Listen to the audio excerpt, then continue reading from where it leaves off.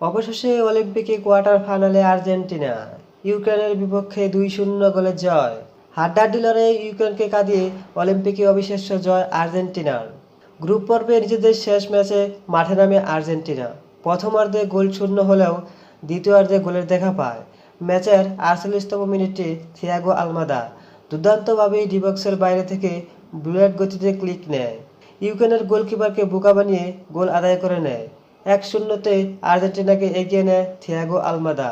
গোল পরিশোধ করতে ইউক্রেনের পাল্টা আক্রমণ, যদিও তারা আর্জেন্টিনার ডিফেন্সদের কাছে ব্যর্থ। ম্যাচের 90 মিনিট শেষ হওয়ায় অতিরিক্ত 7 মিনিট গড়ায় ম্যাচ।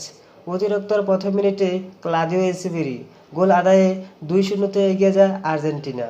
ইউক্রেন কোনোভাবে গোল পরিশোধ করতে পারেনি। অবশেষে 2-0-তে জয় নিয়ে অলিম্পিকে ইউক্রেনকে হারিয়ে কোয়ার্টার ফাইনাল নিশ্চিত করে আর্জেন্টিনা। আর্জেন্টিনার হয়ে গোল করা দুই প্লেয়ারই মেসির খ্যাতি পাওয়া।